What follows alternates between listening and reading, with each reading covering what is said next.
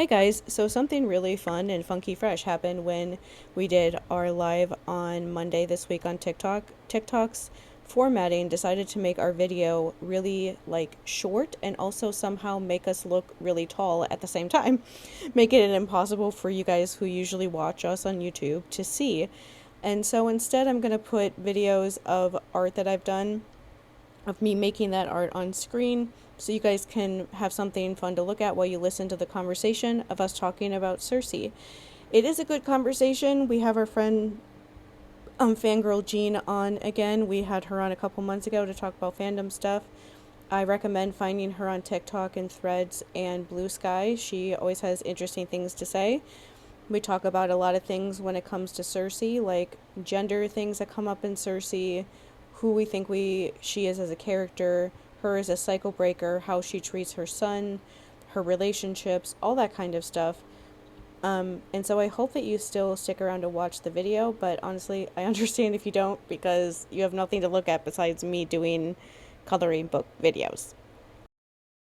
Ranting about classics people for 45 minutes. Yeah, I mean, it's what As we you do do. best. That was fun. Actually, I want to hear your thoughts on this before we move on from this topic. I was talking about the fact, you know how in the early 2010s there was a lot of Shakespeare adaptations where it wasn't directly, like the work of Shakespeare, but it was like 10 Things I Hate About You, She's the Man, Clueless. I want those, but with Greek mythology. That would be so. I mean, the thing about I love like Shakespearean adaptations, absolutely. But I will say the reason we get so many of them is theater nerds. And Mm-hmm. what's so annoying as somebody who's gone through, never did get my degree because I was tired of working with actors. Um, But one of the things that I think about a lot is about, despite the fact that like when you get intro to theater, as if you get like a primer in classics, and it really is more of like a Cliff's Notes, you know? And I remember being really nerdy about like I loved all of the concepts around it because you learn like the chorus and the structure and all of that, and I was always so interested in that. But then then you would get to, I think it for me it was Theater 101 went over all of that, and then I think it was like acting two where suddenly we got into Shakespeare, and then everybody just wanted to do Shakespeare stuff. And I feel like it's because, not to say that Shakespeare is easy, but I think it is easier, Mm-hmm. more accessible, I think, for Hmm. some, because you know he was the pop culture of his time, and Yeah, it is a little more accessible for people to be able to go, oh, well, I can graph this over. yeah. Um, I think like I don't want to give too much lip service to the TV show because the creator is a piece of garbage, but Sandman is actually, Oh. I think, one of the, like, because I was a fan of the comics and everything, one of the few that really kind of dug deeper into those and tried to do, modernized adaptations. Although it really isn't even like it is a one for one to some extent, but I think that's an example of seeing like someone trying to do like an updated examination of the classics. But Hmm. again, like I think that's because Neil Gaiman's British, and in American theater and in American, like, English majors and stuff, everybody's a little bit more into Shakespeare than, and again, I think it's because Shakespeare is pop culture. He is Mm-hmm. much more like his stuff is a lot more soap opera-y, a lot Mm-hmm. more character driven, and the wider themes are there, but the characters are so like bold and primary color, very superhero-y. It's a lot easier for people to connect with them than the classics, which I think actually are a lot closer to superheroes. I've said this before on podcasts of like when I try to explain to people how you can have all these different canons for comic book characters, and I'm like, it's like mythology. There's a different version of the Medusa. There's multiple versions of the Medusa story. There's multiple versions like different, like this was, these stories were told by different people at different times. They were adapted to, attitudes of the time and political, situations of the time in which, just because we learned, the more popular versions of the stories doesn't mean that the other versions aren't valid and aren't reflecting something really important about the time and the people who were involved in making them. And so, like, I think of like the more, even though not all of them are as intentional, of like the closest versions we have of that are superhero stories. Yeah. Like, it's one of the things that annoys me, although I love superhero, media in general, is how like how Judeo-Christian, and I can't even say Judeo, it's mostly Christianized a lot of like the visual media adaptation of superhero stuff is. Mm-hmm. Like I got into it with Superman of like how we've had like, a good 25 years of misinformation about him because his story isn't, he's not an analogy for Jesus, he's Moses. Mhm. And much more about that idea of like using your privilege to help other people, Mm-hmm. and or even just like the straight grafting of all of that. But like I think there are so many, so much about like Thor's story is closer to classics about like who, responsibility, and also like questioning like that classic of, I always think about this when we like of the idea of even like with Star Wars where the father or the mentor has to die for the son to take his power, and Mhm. how often that is something that comes from the classics, a lot of this idea, which is really just like the social structure of the time, is that like part of maturing is your dad dying, but not just your dad dying, but like your concept of your parents. And then Mhm. even like the concept of the gods is kind of like uh no, sorry, somebody I don't know just asked me to be a co-host, and I'm like, Oh you have yeah, an those eggplant pop in up your thing. occasionally. No, They do thank that. you. But Just say no. but right, the but even like the concept of the way that the gods are depicted in a lot of those mythologies is the deconstruction of the deity of parent and of authority figures Mhm. in a lot of ways, of like how to me it's showing a pattern of how we've, in various cultures we've always kind of deconstructed, this part of maturing and growing is realizing that your parents are people who are flawed, and then that extends next to the authority figures in your world being flawed, and maybe possibly needing to be toppled for you to come into your own power, which I think is, Mhm. with modern, especially Western and American media, has turned that into, the whole chosen one men need to be kings of their own, castle kind of patriarchal bullshit. But to me, it's much more closer to the idea of the maturing, both like as a person maturing, but then also as a citizen of a community and a member of a community maturing and understanding that part of what makes your community work is by you taking responsibility and stepping forward, which I think is a theme in a lot of the stories about like what happens when people acquit their responsibility to society, and how we often see these men in these societies who aren't doing their job of stewardship, be they kings, be they, heroes or whatnot, and all the terrible shit that happens. Mhm. Yeah, And like that's how why. often women have to fucking clean up their messes. Yeah, that whole thing of like why you realize that your parents are flawed, so then you like want to help people. That's why I was the most woke 9-year-old child in 1997 in the middle of like super conservative Wisconsin in like a tiny little Right? town, because I realized that my parents were flawed when I was 6.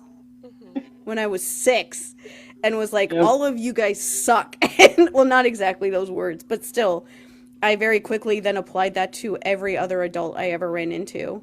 of like, oh, teachers suck because they don't realize what's going on, and so that means that they're brain dead. Like I can literally remember thinking that when I was a kid, when I was at school, and that means that I can't trust anybody else, including like the police or anyone else. And so I Hmm. didn't like any of those things. I didn't even trust our minister lived across the street from us when the worst of the stuff was going on. And he didn't realize what was going on, or at least didn't like actively seem to do anything about it.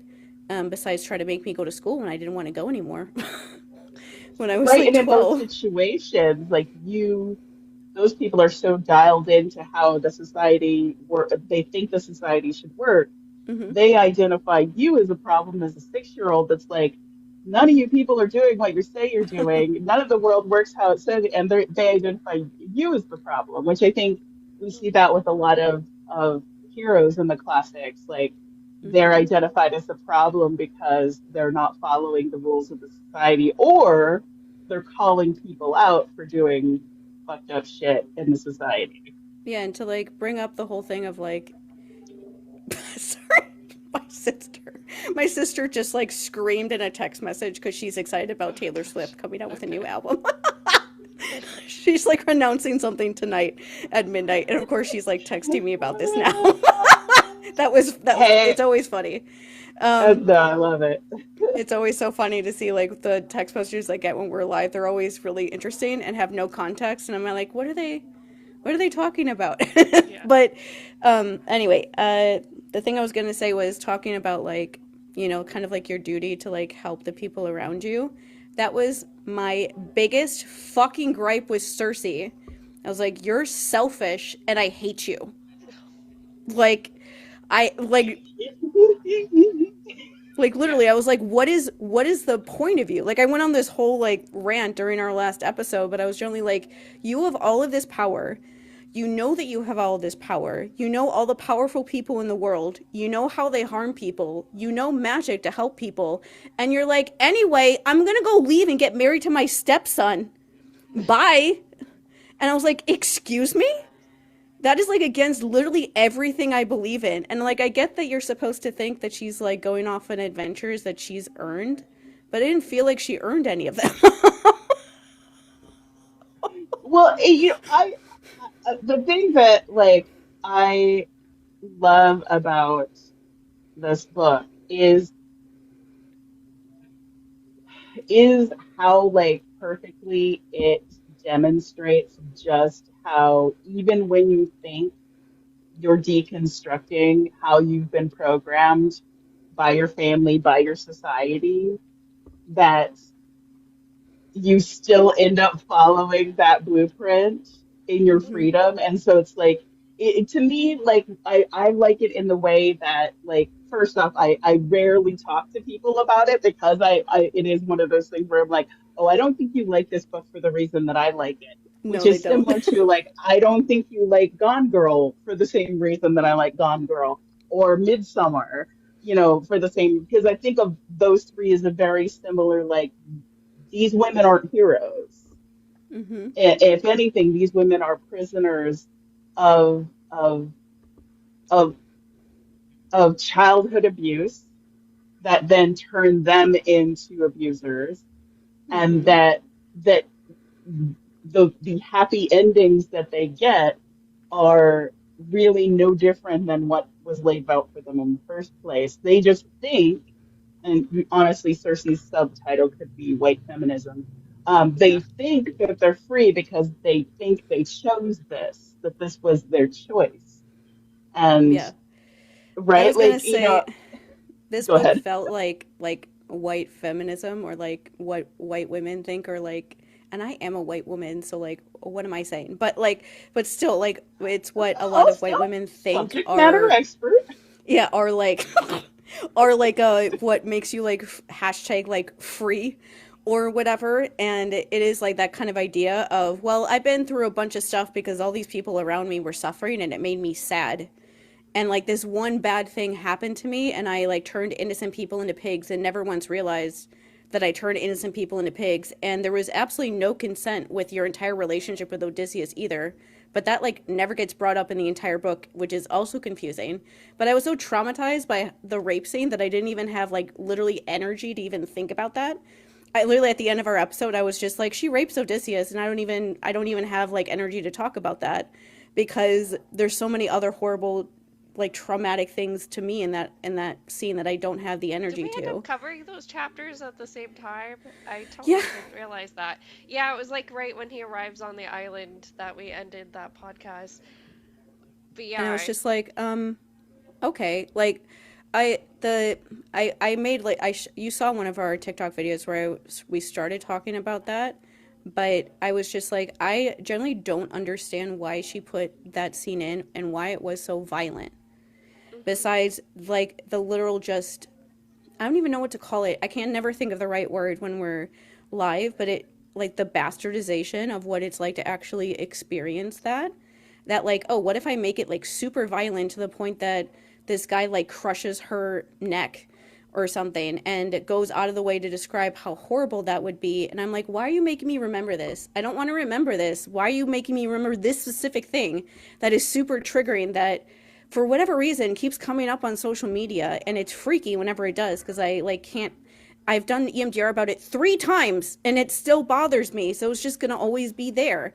But it's just like, why did you do that? And then literally the next episode, next like chapter, Odysseus shows up and she just is like, oh, well, I'll have sex with you so that I will turn your innocent men back into regular people or whatever. And then they just like never bring it up ever again until the very end when she tells Penelope how to not like be abused. But I was just like, what? And it was especially hard for me because of the whole situation with Pasiphae that I was like, I feel like I'm losing my mind. Like reading this book and then also seeing how most people talk about it. That I was like, Pasiphae literally told you that her brother was raping her and also told you that other men were raping her and you did not care. And you left and went home and tried to convince yourself that you weren't like her. And then when you also were raped 1 time, when she had been raped many times growing up, you never once had any more empathy for her or wanted to talk to her again after realizing that you went through the same thing and you would understand how she would feel. That's what I was like, why do people not like Pasiphae who usually read this book? Because I think Well, she's great. well, And and I think I like don't think Madeline Miller like wants me to, and so I just feel so confused about everything she wants me to feel. I always wonder, like, I try to um, I'm like my natural instinct is definitely author most of the time because I often think that like authors don't even necessarily understand everything that they're putting into their work, which I think is a good thing because often things come through that they didn't intend but actually are really fruitful. And I think, to some extent, that much of like the way things are positioned where they don't make sense or they look incongruent when you're comparing them is that I feel like there are times when too much truth gets through and that she's trying to balance the narrative. Wherein I go, when you look at Pasiphae and then you see what she does, they're doing the same shit. Like Mm-hmm. the fact that we only get a throwaway line about, do you know the things I had to do to keep him happy, is like the only thing acknowledgement. And I'm like, let's, first off, let's stop and think about everything this woman does. She creates, she poisons her husband's seed so that anybody probably that he is sexually assaulting dies terribly in a hmm way to humiliate him. She's sold into this marriage she obviously didn't want because she finds humans disgusting Mm-hmm. or mortals disgusting. So we can assume that she was just passed from one abuser to the next and that violence has only ever been the language that she was taught or the access she was taught to power. That's hmm all of what Helios, Mm-hmm. Yeah. all of his children are taught that language from his very nature is violence. Um, and so then you look at Cersei, who so thinks that she's escaped, she's left her father's house, even though her father's house is everywhere because Mm-hmm. his face is everywhere. And she replicates that same violence with changing the men into pigs and positioning, using her position of power as a goddess to Mm-hmm. coerce um, Odysseus into having sex with her. And what I think is like there are times in the passages when it comes to the way that Cersei sees Odysseus and sees all the different characters where I'm like, okay, I can tell that she is writing an unreliable narrator at this point, but I don't know if she understands just how much is being like, if you know enough about Odysseus, the way that he deals with Cersei is the way that he deals with any monster. Mm-hmm. And Mm-hmm. even though she's making herself feel, feels sorry for herself because she realizes that he's, going through the motions of domesticity with her. I'm like, yeah, he's like trying to treat you like a wife, like because that is the way that you deal with a giant monster in the shape of a woman who could crush you and turn you into a pig. Like Yep. he's like gonna fix all your shit. He's gonna like put me to work. Let me take care of you. This is the only way he knows how to like again, like I'm like, if you know anything about Odysseus, he sees the person, he evaluates the best way to approach them in a way that is subservient in appearance, because that's part of his egotism is that like he plays at being dumb, he plays at being mentally ill, he plays at being like a lovesick, pseudo husband to a goddess. He plays these roles and is laughing to himself at the expense of the people he's playing to. And I kept thinking about like, I'm like reading those parts. I'm like, so she's aware that he is playing a role with her, but she is comforting herself in the sense of like, oh, so sad. Like he is gonna leave me because he still loves his wife and all these things. And it's like, yeah, like if you know that he loves his wife, why are you making him go through these? Like, Mm-hmm. how are you different than any other abuser that is using somebody? Yeah. Like, and And that's the she thing. Like, right, she go ahead. thinks she thinks like, oh, he's not happy with me on this island because he misses his wife and he would rather me be her. And it's like, no, he isn't happy on this island because you're literally terrorizing him. And I don't think you're supposed to think that because she gets married to his son. Do you think that to like not only was that absolutely disgusting, I could not read anything that they were doing because I was like, this is literally just incest, but nobody's calling it that. What am I supposed to do? My brain doesn't know what to do when that stuff happens. And so I just can't focus on anything. But then on top of it, that like do you think that he would ever be okay with Cersei if he actually knew how him and his dad and her started?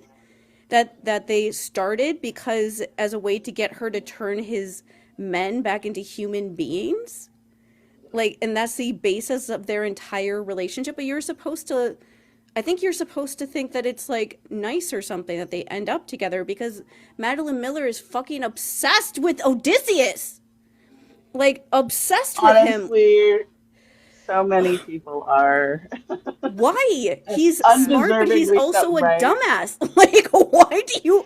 They I all mean, think he's so smart and amazing. He's not that smart. he's interesting in that he's different from the other Greek heroes. That's really all there is to it. But once you dissect that enough, and enough people have, I think, for right now, that it's like, can we lay off the Odyssey For adaptations the just for love a of little God, while? Like, Oh no, yeah. like sadly, it's with that movie coming out, it's gonna just get worse. Matt Damon's Exactly. gonna be like super like Oh my man gosh. painty. Yeah. So, I think with like Cersei, one thing that I found interesting that like the whole time we were reading it was I was questioning whether Madeline Miller has a dysfunctional family because Cersei seems to waddle between multiple roles that you see in dysfunctional families. Because at first she's very much scapegoat with like her siblings saying, "Oh, your eyes aren't golden like ours; they're piss colored," and like people making fun of her voice and stuff. But then, as you hear Pastafay's story, it suddenly feels like maybe she was more of a sheltered golden child, because like she seems to be under a delusion that her family will help her, that they are going to be some sort of saving grace, even though they haven't been at that point still. And Pasiphae seemed to have had it much worse, even though she seemed like a golden child. So it got me questioning how much Madeline Miller really understands, like, what it's like to be in a dysfunctional family. I don't think she does. Like, I think that she read a book about it and thinks that Well, she understands how it works, because the end of the story made me feel like I was supposed to think that she was like breaking all of these cycles, and none of it made any sense to me because we talked about we actually are cycle breakers. And so everything that they were doing were like, that's not good enough, that's not interesting enough. Why are you killing Scylla as a way to like end this story? Why did you make her go through all this pain and turn her into a giant statue? Why am I supposed to be happy about that? And that's just like the opposite of what cycle breakers do when they actually are one. You don't want to like make the pain worse, or like put people, you would never think to like, I just need to put them out of their misery. Like, no, you love the people for who they are and understand where they are at and like understand who they are and what they're capable of.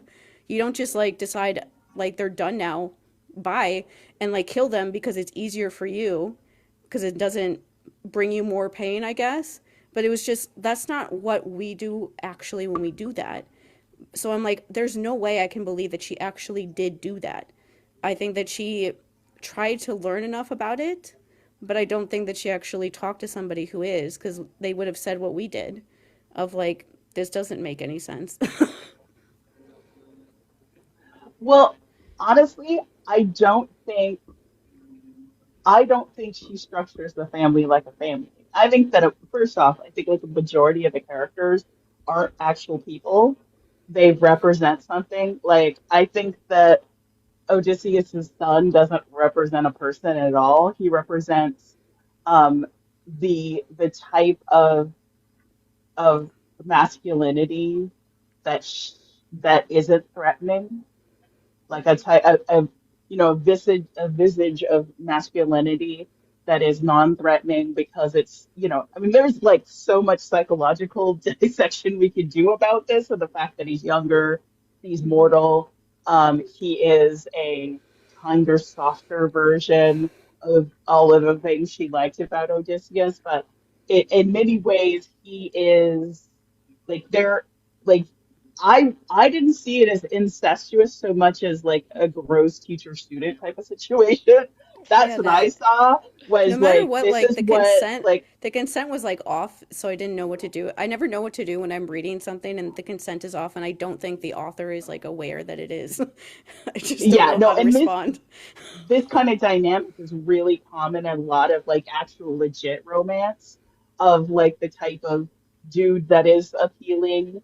Often like traditional romance, see, people would call it like the beta hero, is one that essentially has significantly less power than the woman. Therefore, and especially if she's come from a situation, be it familial or social, where there's been abuse from powerful men, then the only type of man that can be like a safe romantic interest is one that has significantly less power than her. And that gets into weird dynamics for me. The way that I see it is that this is like the adult teacher who has sex with her 14, 15-year-old student, ends up getting pregnant and forcing him into marrying her. And that's the kind of like social dynamic that's being replicated between Cersei and the Sun, because so much about that, and I'm like, I don't know why I'm like totally blanking on his name. I will just use Telemachus. this one. Thank you. He symbolically, because that's the other thing, is looking at these characters, I kept getting like, is this really a person, or is this what that character both represents, both in the history, like in the mythology, and but also as a literary figure? That Hmm.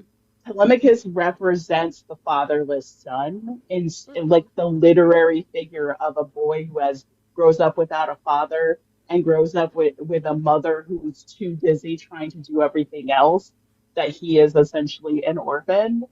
And that's Hmm. how I felt with him, was that the reason that he was a non-threatening male character was because he didn't have a father growing up and he had a strong mother.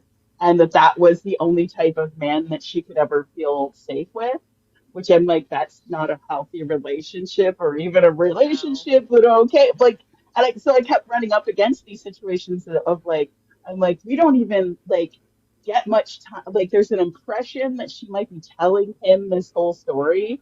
So he's kind of there, but he's not there. He's not a person. He's not even a full character.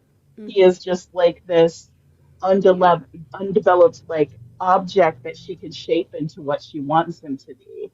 And Yeah. Yeah. right, and so like in this way, like so much about Cersei, in this story is like how she is taught about like how power works in her world and in her Mhm. life, and who has power, and how she gets to a point where she feels like she has the power and she feels safe. None of it's healthy. All of it is violent or horribly violating and really bad. Like, I always think of like, would Cersei be like how would I feel about her if I changed these dynamics of like gods and mortals to something like, what if she was a biracial child? Like, what Mm-hmm. would that look like? Especially like for me, it stood out with like the way they make fun of her features and her voice, all the ways in which she can't pass as a god are things that really grate her. And they're not things that she thinks is great or nice. They're things that make her vulnerable. So they're ways that she's powerless. And Yeah. I'm like, that is a really interesting way to look at this. And why is that a choice? Like what like because I'm like, if I had a character who was part God, like I would definitely want to talk about the ideas of what that meant for her identity, but I'd also like be really intrigued at how other people saw her in a way. Like, I would want her to interact with more people who would have a different point of view about who she is other than her freaking family.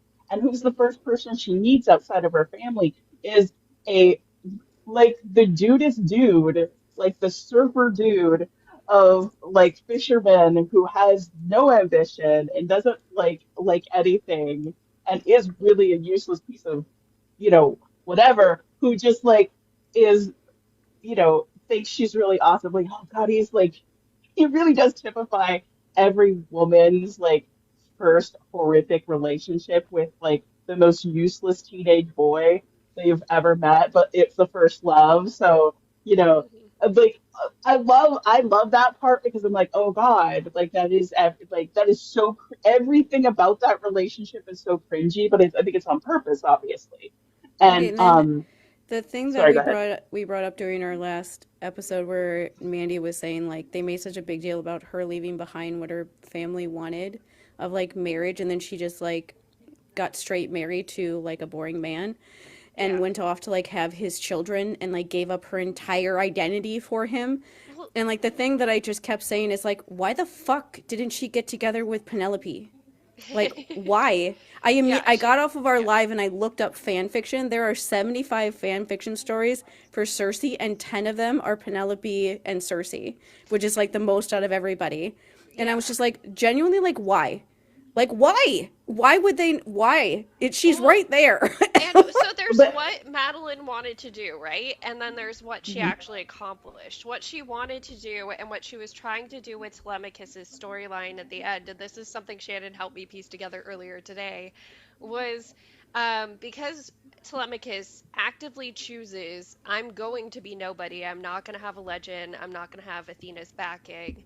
Like, we're supposed to see the ending of this as Cersei also choosing that for herself as well. But Madeline does nothing to develop her romances. I had an argument with somebody about this in my comment section. Her romances are severely underdeveloped because she'll tell us once, and I mean tell us. She'll tell us the reason Literally why tell people are us. together, and then Patroclus she won't literally show thinks us. like I like Achilles because he's big and strong and he's nice to me. Nobody else is nice to me. Yeah. And he once one time when they're 15, I think, maybe younger than that, he asked Achilles like, "Why do you like me?" And he's like, "Because nobody else tells me the truth." And they never talk about why they like each other from any moment on from that point of the story. Yeah, That's with it. this one That's with it. Telemachus, we have nothing. The whole time, Cersei has been a raging sapiosexual, okay? She has liked Prometheus because he has been, like the first wise person she ever talked to. And then she moved on to Daedalus, and then she moved on to Odysseus. And Telemachus, it's like they barely gave us a taste for this him being this wise man who came into his own without a father. He's not developed as a character at all. Why does she love him? It I can't generally be have just no because the idea. mythology says.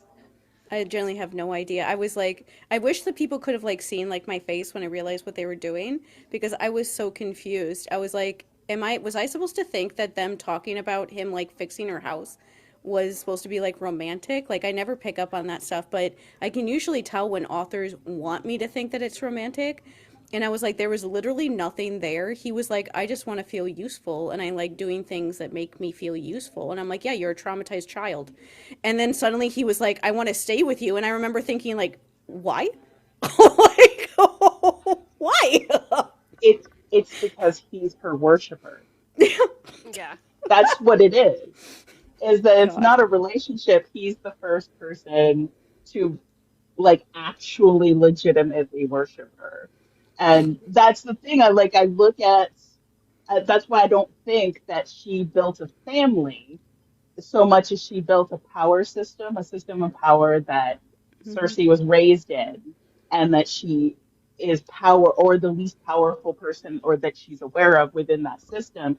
And she keeps she keeps looking to these powerful men to find a way to, like, she wants to have somebody worship her so that she Mm-hmm. can feel like a deity. And that's when she finally lets go of being a deity because she finds her work. That's like what she wanted with Seaweed Boy. I always forget his name Glaucus. Glaucus. too. Yes. He can be Was seaweed like, boy though. right? Like the way that she describes him, just he's like that. Uh, if you guys watch SpongeBob, is it like King Neptune's son or something in SpongeBob? Anyway, I was too old, like, inside my brain for SpongeBob. of When it came kids. out, That's I was like a kid and I was like, this is for children. Hey, it's still Like, good. At least the first three seasons are good. like I used to watch yeah. Blue's Clues and be like, when I was 9, and be like, kids must like this show. I was 9 and I was like, kids must like this show. This seems like a nice show for kids. But like inside my head, I was like 57. So Yeah. I just Yeah. I'm trying to think of all the things that make me mad in this book the like besides like the sexual assault stuff because I just generally don't Yeah. understand. It felt like it feels really insulting to me in a weird way. Like it feels very personal, even though these people have no idea who I am and I am not that important. Whenever they include scenes like that, and Madeline Miller has done it in 2 out of 2 books that she's ever written so far, where she puts in scenes of rape. I'm not even sure she knows that they're rape, and there also is no reason like for it to be there. Like there kind of is with this with Odysseus because of just like Odysseus has to stay there, and so she has to do like something with him. And I guess she didn't want to completely change the story to make him actually okay with any of that stuff, which is understandable with Penelope and all that kind of stuff. But like at least in Song of Achilles, it's way worse. But still, this version it felt worse because of how over the top it was, and she didn't really like do anything. Like she didn't really like learn anything. And I was just like, you don't do that. You don't have that happen to you. And then, like, a couple weeks later, after you turn a bunch of men into pigs and, like, revel in feeling powerful and scary and stuff, you just, like, start having sex with somebody else with no anything. You have a Well, reaction. Even if it's, like, hypersexuality, you have some kind of a Well, she did have reaction. that hypersexual period before she started turning all of them into pigs. I guess, but like it It didn't was feel glossed like over. enough. It felt like really lame yeah. that there was like nothing, and I was just like there's so many things that people go through, and you could show it with a character like Cersei pretty well. But you don't. And I No. was just like there's so many opportunities for so many things when you bring that up with her as a character, and I just don't get why she would bring it up and then drop it immediately.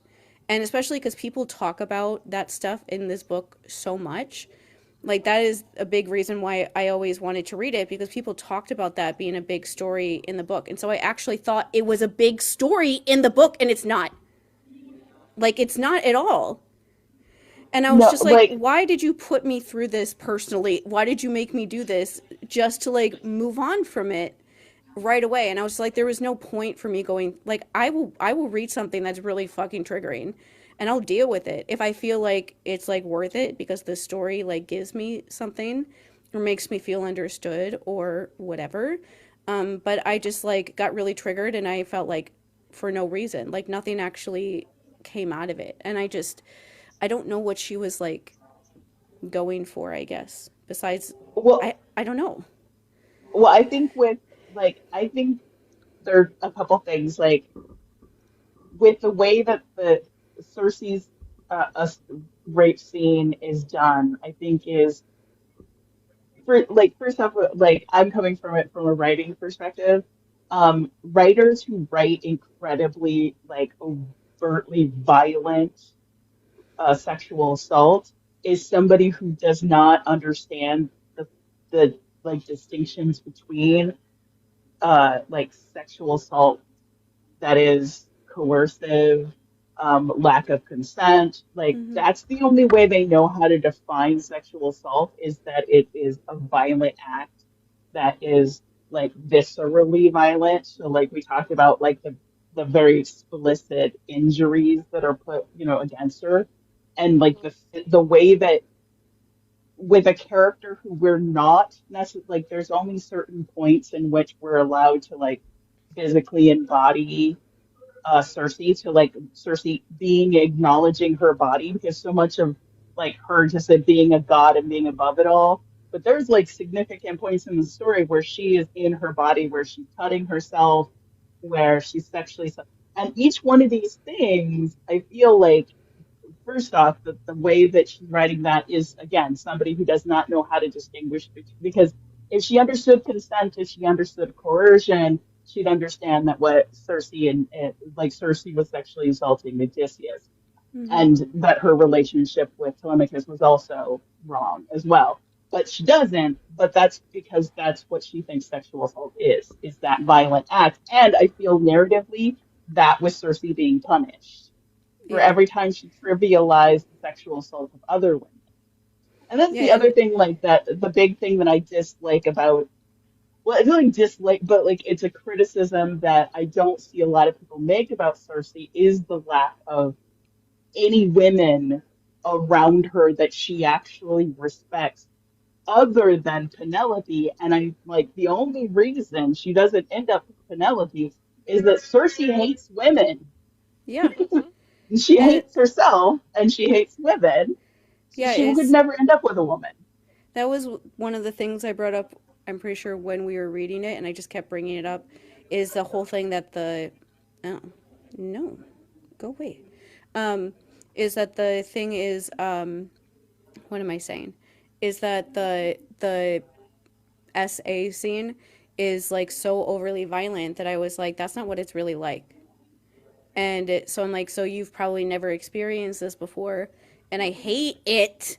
I hate it so much when, especially really popular books, put out scenes of that like that because it makes people think that that's the only way that it happens.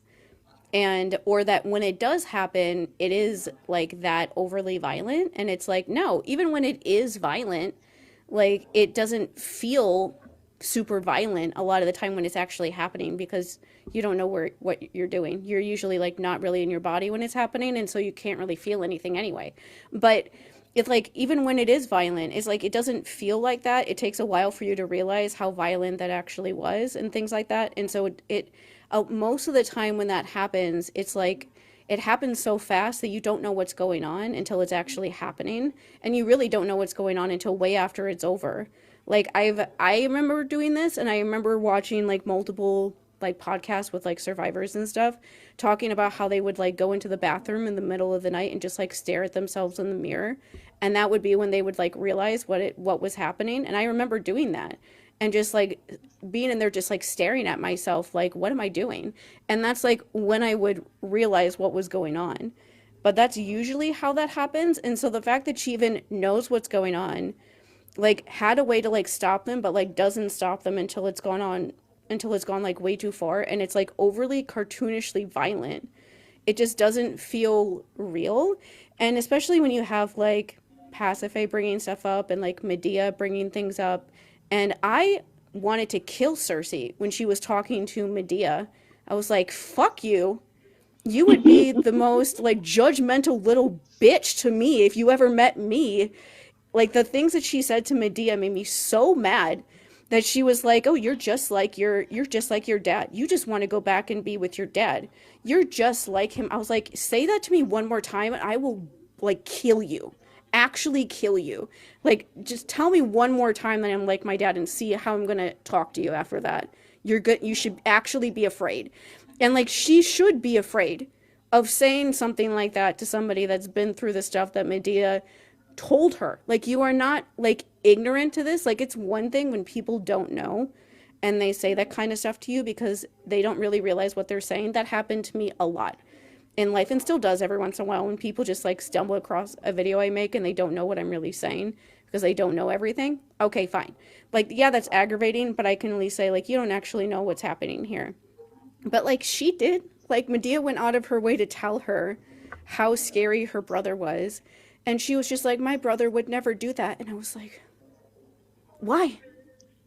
Why? Why? Like, why? And then like the Oh, fact that right after that like super violent thing happens to her and she's like, everyone should feel sorry for me. And I was just like, why? Like you were horrible to all these other oh, women that it happened to. Literally everyone else but you. Like I get that it's bad when it happens to you, but also like why do you not care about, like I said it in one of our later episodes, I was like you're supposed to get more empathy. You get more empathy for like yourself, but you don't apply it to literally anyone else you've ever met. Like even at the end of no, the she story, doesn't. No. she's like Pasiphae would be really happy bossing people around at in dad's like place again. And I'm like she literally told you that she gets raped when she's there and her dad doesn't stop them from doing it. So like why are you trying to tell me this? Like that she's would be happy being there. She's not happy. She's being raped no matter where she is. And so I'm like she's Right. not happy, guaranteed that she's not. Well, And and that's so the thing though. Like, I don't think she see. Like, I don't know if it's Madeline Miller who doesn't see, or if it's Cersei who doesn't see that, like, none of those places are safe. Be mhm, it, be it where Pasiphae is, with her Crete. mortal husband, or Crete, thank you, or be it back in the halls of Helios. She's not safe anywhere. The only reason she is safe is because she's found ways to be violent with her poisons. And like mhm, I was gonna say, like after Cersei gets assaulted, and like her whole thing is essentially like, wait till my dad hears about this, and then dad doesn't do anything because dad didn't care about her. But again, like that's the way she conceptualizes like all of these things is in systems of power, and that like her only power is her proximity to her father, which again is like why I feel like Cersei should be, subtitled like feminism, is that like, mhm, and that like that's why she's hopping from dude to dude, is looking. And Medea, I love Medea in this because like Medea sees her shit immediately and knows that mhm, all of her like, hey girl, hey, come join my MLM of witchcraft. She knows that it's like, I'm not going to be your little, your little fan. I'm not here to be your little toady. I'm not here to be treated like you were treated by everybody. And that's the thing, is like Cersei cuts off any relationship she could have had with her niece by treating her like shit, mhm, like immediately. And it is really interesting, like uh the way that her attitude, the way she Cersei describe, like the way she justifies the sudden shift in respect for Medea once she finds out who Medea is. Because there is this moment where she sees this girl and she's like, "Ooh, she has power. Oh wow, who is she? She's somebody special." And then when she reveals herself, then suddenly it's like, "Oh, okay." She thinks she knows this girl and she doesn't, and she she switches up everything about her attitude where she could have seen Medea as a peer, as a equal. She immediately is like, oh, I'll make her my apprentice. She doesn't need to learn shit from you. She knows all the like she knows I'm plenty good, of bro. magic, Yeah, like right? Medea reminds me so much of like myself when I've just been like meeting people, especially when I was younger and stuff, that people would just try to be like, "Oh, let me help you," and be like, "Fuck off." Like I wouldn't actually say like "fuck off," but that's like me as a teenager. Be like, "No, like leave me alone. Get away from me. There's literally nothing that you could tell me that I don't already know. You're wasting my time." And especially the way that like Cersei like condescends to Medea and stuff, and when where she's like, "What are you talking about? Like I've been tortured since I was a child by your brother. Like what are you going to tell me that I don't already know?" And it's like that whole thing that like it's like a stereotype or like an annoying like Pinterest saying of like I didn't have a choice to be like strong or whatever. I just was, but like legitimately there was no choice. It was literally like I have to be this strong person or I am dead. I would honestly most of the time I would have rather been dead, but I was not dead. And so it was like what was I supposed to do in that? Be like sad and cry all the time? Okay. Then I would have been dead like 20 whatever years ago, more than that. 30 years ago probably. And so it's like you have to be that like super tough, super like just like cutthroat bitch like that to people like Medea has to be, because if you're not, you're not going to make it. And so somebody like Cersei, who has had like the choice to make all these stupid like mistakes over like petty things like Scylla and stuff like that, and thinks that she's been through like the worst experience you can ever go through, you're just sitting there like, who are you right now? Like, my life would be so easy if this was the only problems that I have. And I don't mean to make people feel bad, but when you've been through like severe childhood trauma, like look up what severe childhood trauma is like. When you've been through that kind of stuff where like you're always going to have like triggers, you're always going to have problems, things are always going to come up, like cuz there's not, you can never just like erase all those things from your brain because they're just too traumatic. When you go through that kind of stuff, you see people with like in your way easier things to handle, and you're just like looking at them like, I really wish that this is like all I had to deal with. My life would be so easy. And that's what I feel like Medea is doing with Cersei. Like, your biggest problem is that your daddy doesn't like you. Well, my daddy was torturing me, and now you're trying to tell me that he's a nice person and that I should like just give in to him and let him kill me, and that I'm a bad person because I don't want to die, and I was forced to kill my younger brother so that he would not kill me. Like, what does it say about that brother of yours that I was forced to kill his son to get him to stop because otherwise he wouldn't leave me alone? Like, but nobody ever looks at it that way. It's always like, oh, Medea is so evil and bad. And it's like, what did people do to make her feel like she had to do these things in order to survive?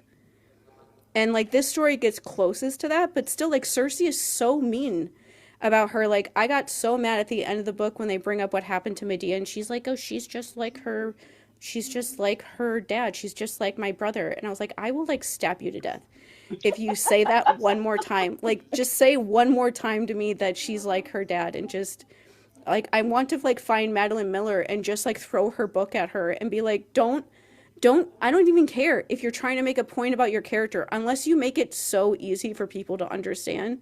Don't say shit like that, because that's actually the stuff that people really say to you, and they think that it's fine. They don't realize what they're saying to you, and they're just like, "Oh, you're just like your dad." I'm like, "No, I'm not." And even if I am, go away.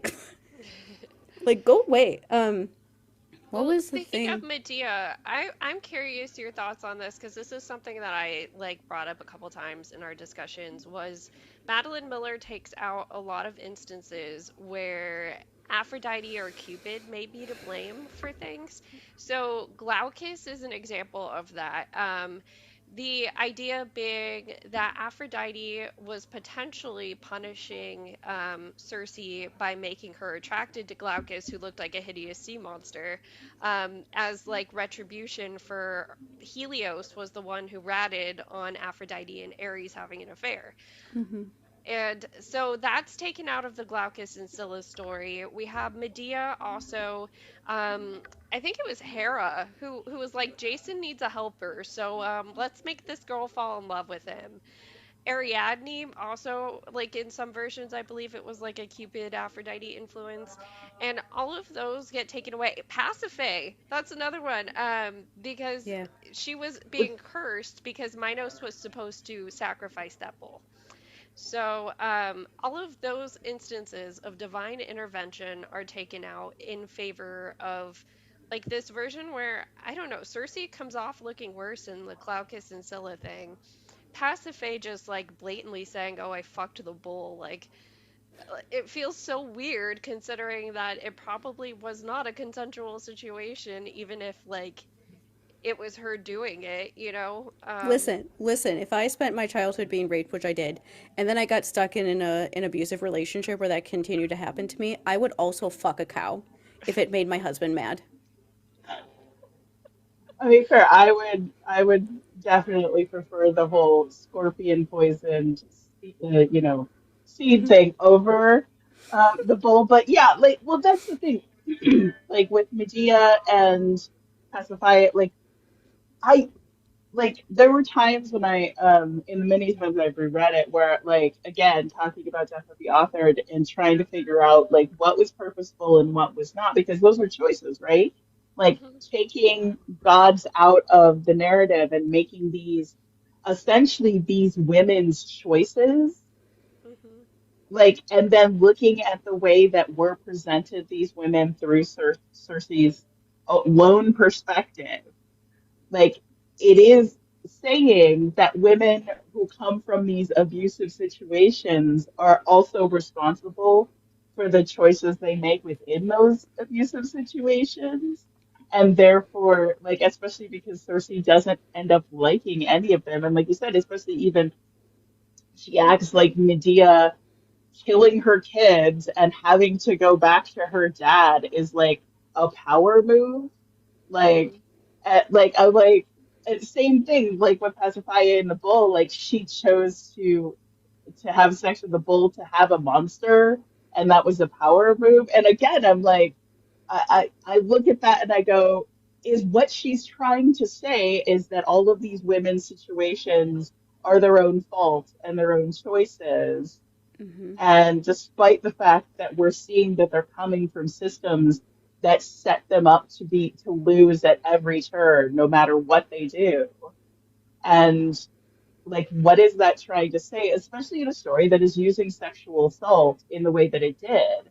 Yeah. Like, in so many ways that, because, sorry to take us back to that, but That's so fine. many ways in the way that that narrative is told, it is victim blaming 100%. She Yeah. invited those men to her halls. She didn't think about how she was vulnerable. She didn't do like, she could have protected herself, but she didn't. She had the spell ready, but she waited too long, and it's Hmm. all her fault, right? And like again and again, like the way that the nymphs are presented are like big old, like stereotypical horror-phobic type of stereotype slut shaming, like, Hmm. oh well, they're just asking for it, they're really good at running. All of that stuff is like, like you could see it as its commentary on patriarchy and these systems, but at the same time, it never gives, any of these women true agency. It just gives them responsibility, I which call I it, think, again, oh, sorry, go ahead. I was just going to say, I call that feminism, Taylor Swift feminism. And that's what it feels like. The people who, like, I've said that before when people show up in my comments trying to be like, Calypso is an abuser, she's a victim. I'm like, can we not do Taylor Swift feminism right now? And that's like that, that's what that feels like, of thinking like, oh, well, she was abused and she realized that she could do these things to keep herself safe. So now she's gonna like tell Penelope these things to keep Penelope safe because she's nice to this one other woman after she like was being also a fucking bitch to Penelope most of the time. But she like Penelope stays around her long enough for her to actually start being nice to her finally at the end of the story, right when she starts getting together with her son. And but like I don't know what to think about any of that. But still, like, at least this is like the one woman that she's nice to. And so she actually like helps her and tells her things that are like helpful to keep her safe.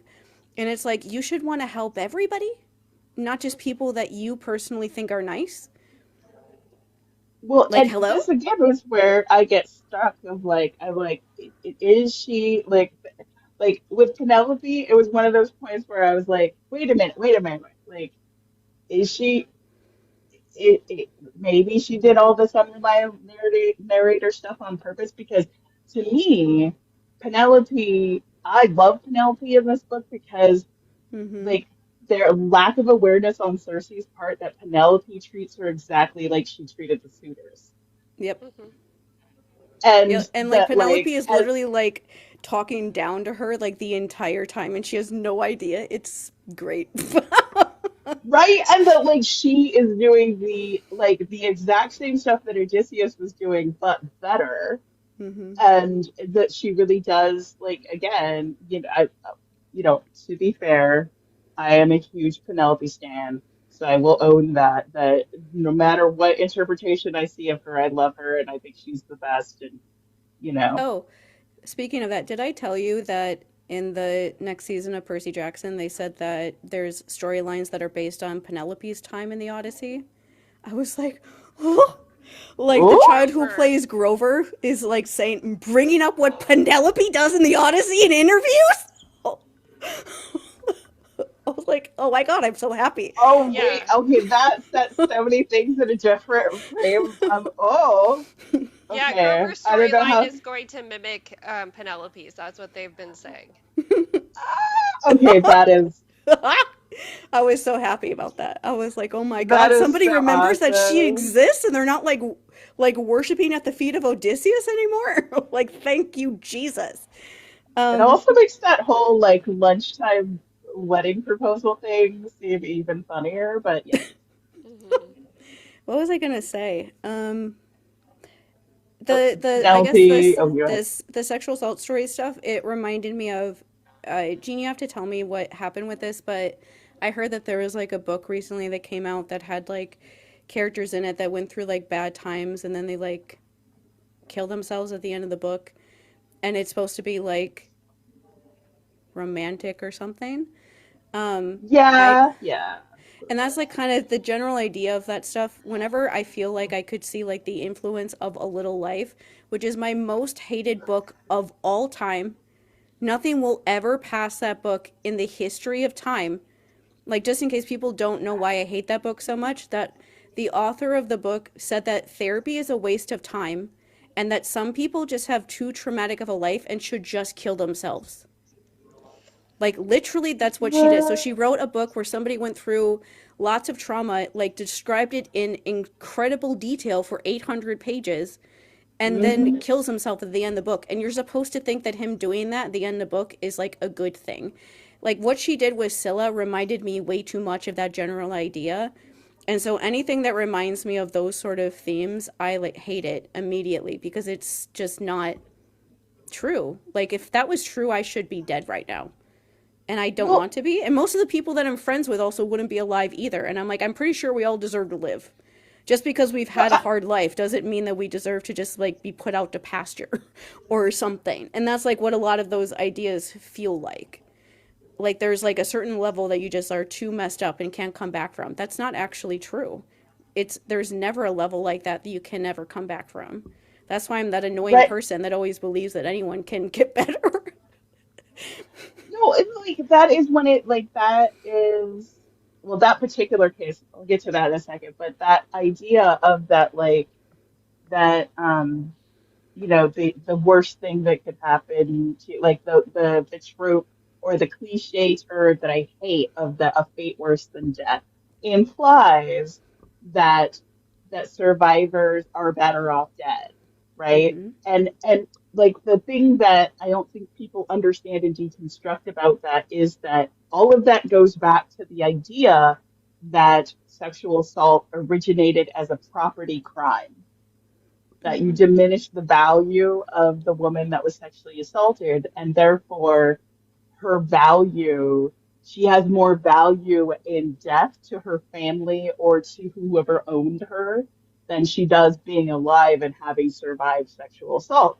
And that's why I don't think people like understand like that idea, that mentality that makes them below, much like in this book of like making a sexual assault so incredibly violent and horrific.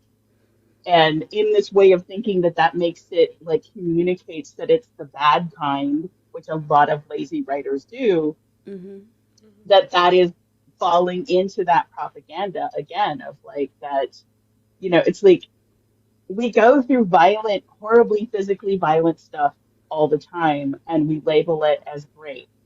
Childbirth is one of the most physically debilitating, violent things that can happen to a body, but because of social norms and societal, cultural ideas, we venerate it as this beautiful thing, this miracle, this wonderful joy. Mm-hmm. But it is something we survive, and it is something that's horrific and disabling for a lot of people, Mm-hmm. and deadly for a lot of people. But Mm-hmm. but again, like I think that that comes back to like, so to come back to like Scylla in particular, again, she's one of those characters that I feel like she's not a character. She represents things, which I hate because I am a giant fan of monsters in general. And I loved this idea of like Scylla being like getting to just overtly be violent, like a violent, deadly creature, that she got to be a monster. And Mhm. though, like, I'm like, I liked that for her. I'm like, yeah, no, it sucks for the dudes that she eats, but like, cool. That's Yeah. really cool for her. And then at the end of the story, to turn her into a sin, one of Cersei's sins that she has to fix. I hated that on Yeah. so many levels. Like that everything that Scylla does isn't Scylla, it's Cersei's. Like even that can't be her own. Yeah. Even her relationship with Glaucus couldn't be her own. It had to be tied to Cersei. And in that way, Cersei's exactly like her father and exactly like the people that her abusers that she hates. She's acting exactly like them. Yeah. And She's a. again, like one of those things that I'm like, I don't know if she did this on purpose in the book, but I like do. this is I really honestly. gross. I honestly don't think that she does, just because of the way that she talks about it. I don't think you're supposed to think that, but I'm like, yeah, you are though. Like you're being so unhospitable to everybody around you, and including your own child, and like literally everyone that you ever met. You're so awful to them, but you don't think that it's bad when it's you. And like I don't think that the author realizes it either. And just really weird reading that and like feeling that and like waiting for somebody to like point that out, and they never do. And instead they just talk about how nice she is, and I'm like, but she's a bitch. But she's not. She's horrible. She's like the biggest boy mom in the history of the world. Like the end of the Right? chapter is literally like her son goes off to have like an actual life after she keeps him prisoner for 16 years, and her first thought is like, oh, I'm going to have another baby. Let me go yell at my dad so I can go have another baby to immediately replace him. And I was just Yeah. like, or what if you like actually think about what you're feeling for the first time in your entire life? But never, never. Oh, like the yeah, talk about like it is her lack of reflection on the fact that she replicates the same emotional incest relationship she had with her brother or with her son, and like Mm-hmm. no reflection on that. And to me, then I think about, oh, it's really it's so depressing that she groomed her son to Yeah. become to essentially have the same relationship with another goddess. And like, Yeah. and then I think about like, is that what she's trying to say about these cycles of violence and manipulation and abuse, that is being, happening with all of the gods' relationships with mortals and heroes and other gods and stuff. And again, like I'm like, okay, but like this is where I'm like, I don't know, even if she did study family dynamics, if she really thought of that as an actual thing, or if it was just kind of seasoning for the story for her Mm-hmm. and not like thinking about the actual roots of where. and I'm going to diverge off into a whole other thing, but I want to talk about this because I keep running into this kind of like uh, people's lack of understanding where these things happen, and so they just act like it just happens, springs out of nowhere. So it's reading a movie, a review for a new horror movie that's just come out, and you don't need to know anything about it other than the person who's talking about how in the setup, the bad person is like somebody who infiltrates this family and essentially like takes over the parents, and this child is kind of being held hostage by the situation and can't really like speak to outsiders and is being made complicit in like a lot of horrifying things that are being done to other people. And the person doing the movie review was talking about like he, theorized that this evil character was representing alcoholism in the family. And I'm like, yeah, okay, that's an interesting idea. And but of course, me being super autistic and being very literal, I'm like, but if it's supposed to be alcoholism, it wouldn't be a stranger, Mm-hmm. right? Like the like for a child from a child's perspective, the alcoholism could seem like something that happens out of nowhere, that the parent that sometimes is loving will suddenly turn on a dime and is a monster. But that monster has always lived in the house and has always lived in the family. And I think it takes away from the idea of it being about alcoholism by like making it an outside factor. Just because the alcohol comes in, it that like that is a disease that has been traveling through families. The behaviors that allows for a child to be terrorized in their home and be unable to communicate with people outside of that to ask for help, that is perpetuated by the society around that family.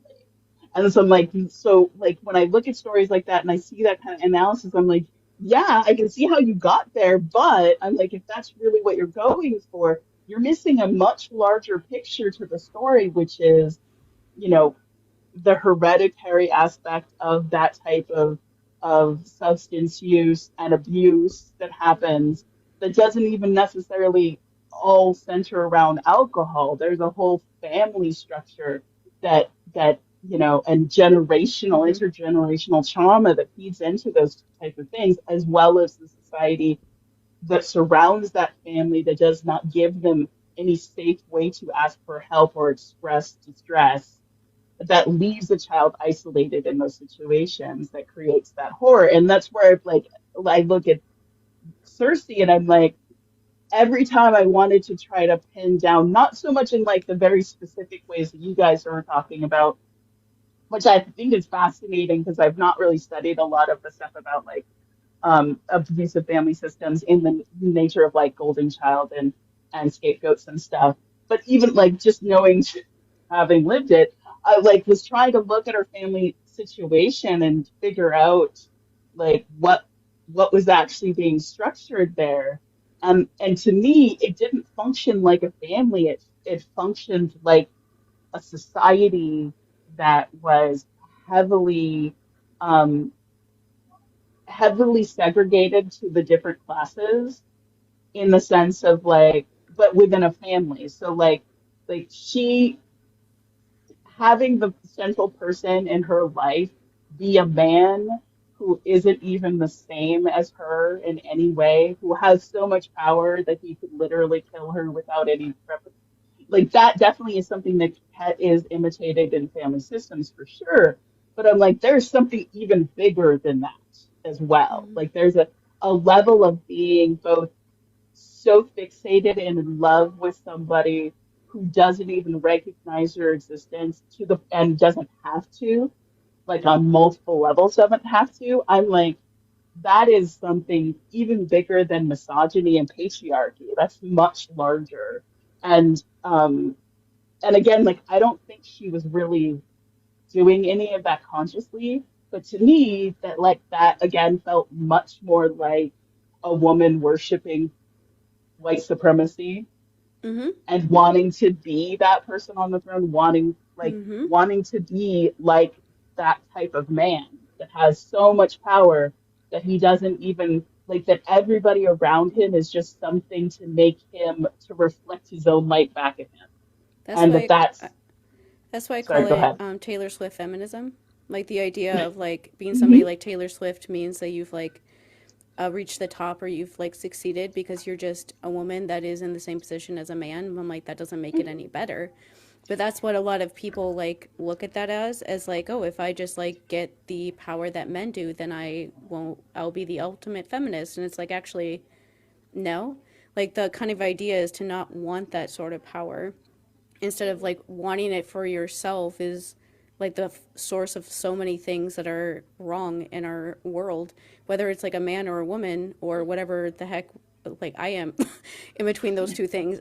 But like it's people like feeling like betrayed because they don't have access to that and they think that they should, but they don't because of something about them. Or women like wanting that and thinking that if they get that, that all of their problems will go away, which means that anyone who brings up that that's not true, they get ostracized by that person. It just like that horror movie you were talking about, I was like, yeah, to me that horror movie is about like just being a child. Period. Like there doesn't Right? have to be like anything coming in, that's just being a child. Like that's what being a child is like. Growing up, all these horrible things happen to you and you have no power whatsoever to do anything about it, no matter what it is.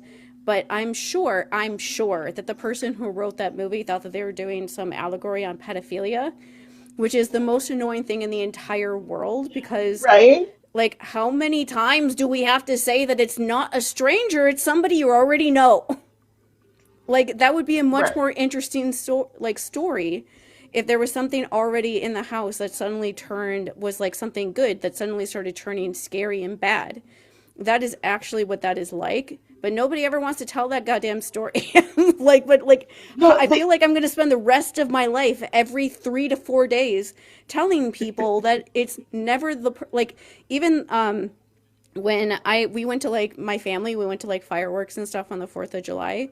And when we are there, my sister's boyfriend was like worried about my niece just because there's a lot of people around. And I was like, if you want to like really know things, like statistically, is predominantly like 96% of the time people that actually know children that bring them harm, not strangers. No one in this place is going to harm her that's a stranger, like period. And he was like, oh. But it's like somehow people just don't know that they are afraid of the wrong thing constantly. well, And because all I of the think media again, like like it's reiterates this idea. Even Cersei's stupid scene reiterates this idea that it's like the scary strangers, not like the people that she actually knows in her real life that are the scariest ones. And it's even like, though like she's seeing, like she like because like even though in her childhood growing up, sexual assault was just a regular part of mm-hmm, like it was an accepted thing, but she didn't. And this is also again why I think that that was the narrative punishing her, but not really teaching anything. It was making her suffer because again, like I feel like I don't want to say Madeline Miller doesn't like women, but that the it story seems sure as like hell she does not like doesn't. women. 'Cause she was And really and mean to women in Song of Achilles too. well, and I like for me, always like a giant red flag is especially if we have a central woman as a lead character or story. If she doesn't have any other positive relationships with women, I'm like, whether the author chose to do that or not, it's saying something really loud Mm-hmm. about that Hmm. character and about the story and world we're being presented. And that's also part of this factor, right? Of like when you have a fictional world presenting something that's very contradictory to reality that we know, like that if it wants to give us a comfortable horror story in which all the bad things that hurt kids come from outside monsters that aren't like us and don't look like us, then like that's a comfortable scare that they can walk away from and not think about the reality, which is completely different. And I feel like that's a lot of what Cersei is telling herself through the story. Which is again like one of the things I love about this is like I'm like this is very much like I like to think of this as well. It's not a YA novel. It is much definitely a young adult novel. It is one that like that I think is a reader, especially what somebody who's been raised as a woman should read if as they're getting out of YA and getting into more adult books. That it's a good transition both in how it's written narratively, but also in that it helps teach a sense of self-reflection because you know that like a young reader is going to immediately identify with Cersei out the gates in much of the ways that a lot of YA heroines are structured to be very relatable and identifiable as the central chosen one hero. She has all those features and is like a objectively terrible person. Yep. Yeah.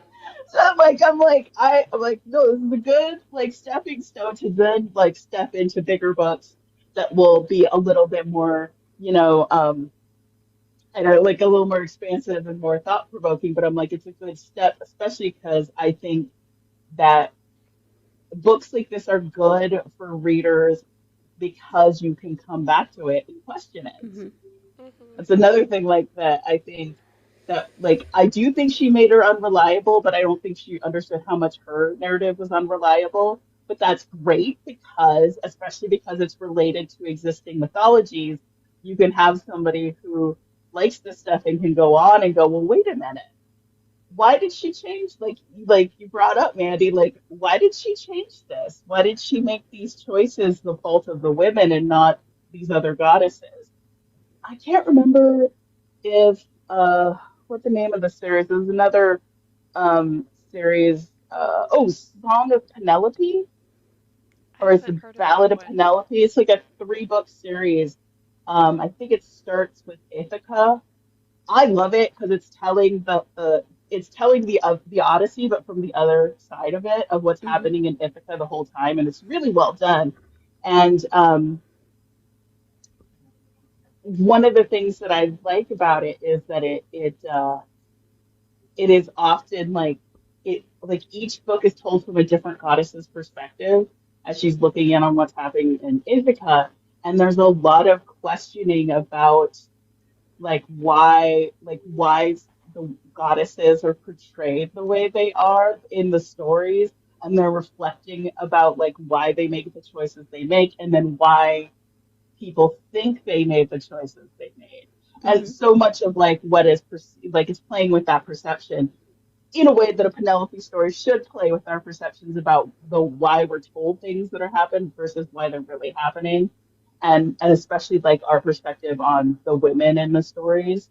Mhm. And it's one of those things like, yeah, that like if I was to do a recommendation, it would be Cersei, and then like especially if it's a reader coming from Percy Jackson, I would be like, get Cersei and then read these other books to get these more expansive takes on these women, and to remind yourself that none of these stories are set in stone, that there's different perspectives, even going back to the original tales, that then also has to make you think about, you have one singular POV in your story of your life, and that there's people in your life that have a completely different perspective on the situation that may challenge the way that you always thought things were, which is the missing piece, I think, in Cersei, is that there are times when we get peeks at other people's perspective, but she never really spends time with it to really soak it in. Like Mhm. to go, oh, maybe I didn't see this the right way, right? It's more of like, oh, well, that, well, she's probably fine and happy poisoning people or, whatever. It's like, oh, Yeah. Yeah. I don't Well, think I she mean, was that's happy, that's the one bro. time where we both started enjoying it a little bit was when we shifted from Telemachus telling what happened when Odysseus got back to Ithaca to Penelope sharing her side of the story. Because at first with Telemachus, you're like, what the fuck? Odysseus became this weird PTSD paranoid monster. Like that doesn't sound like Odysseus. What happened? And then you hear Penelope's side, and you're like, oh, that's what happened. yeah, and when at first she asked me like, "Does that sound like PTSD?" and I was like, "No." It sounds like a bad stereotype of PTSD how he describes Odysseus. So and then when Penelope was like, "Yeah, actually no, it wasn't PTSD. He was just a fucking prick."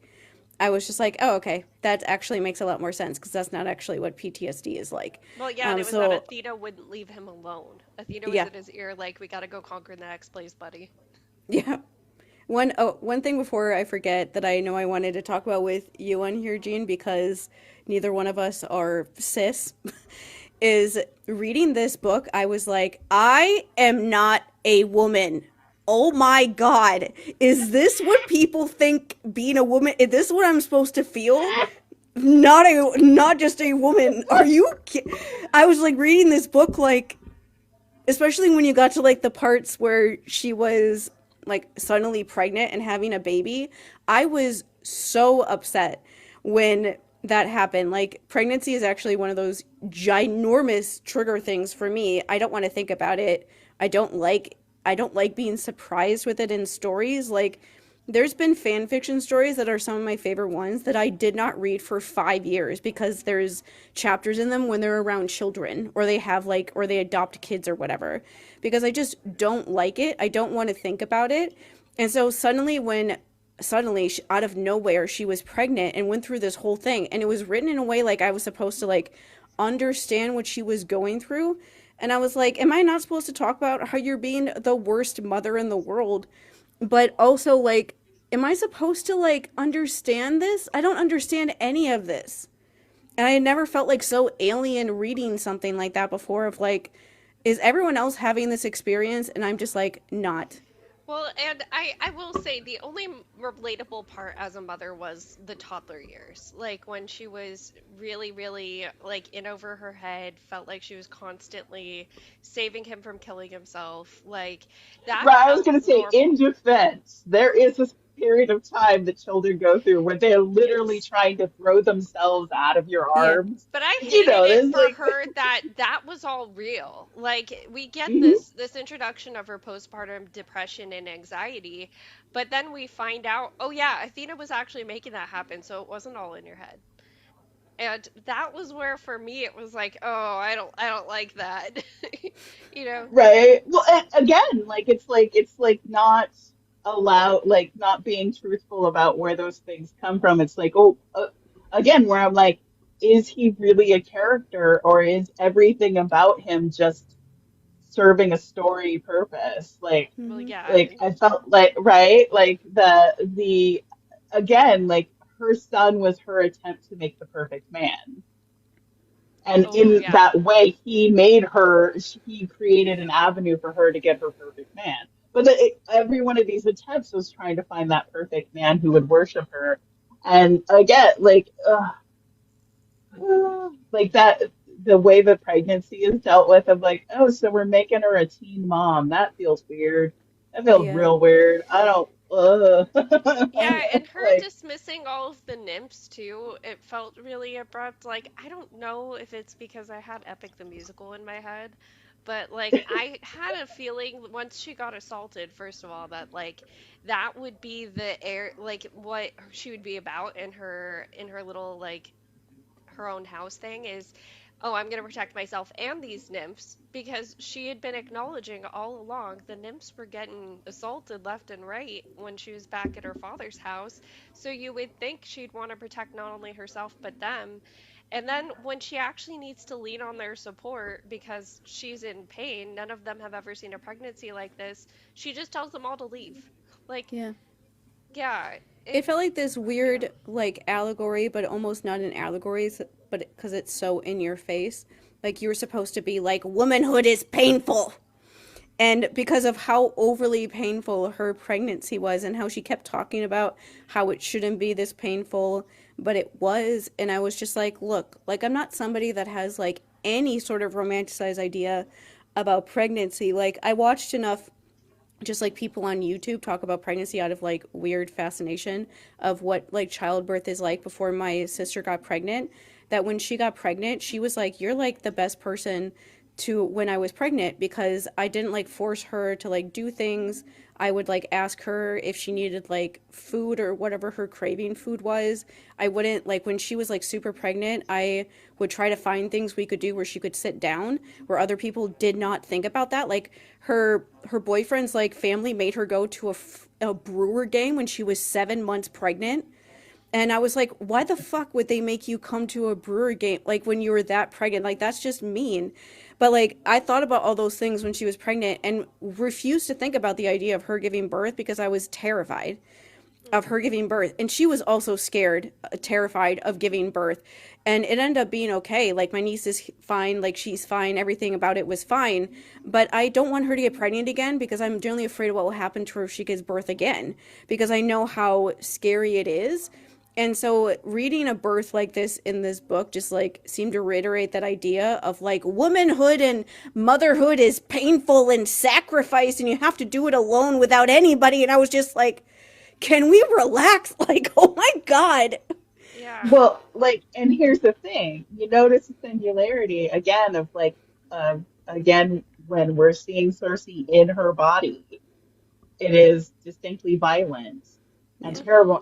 And I'm not saying that this is the authorial intent, but I do think that it is very interesting the fact that in this way, because she had sex with somebody else's husband and was not in a relationship herself, it's portraying single motherhood as violent and terrible and tumultuous, Mm-hmm. right? Like, because her mother, who was married, shot her young like Roe and was back and recovered. And I'm like, what kind of almond mom shit is going on that like Cersei is being punished at every turn for everything?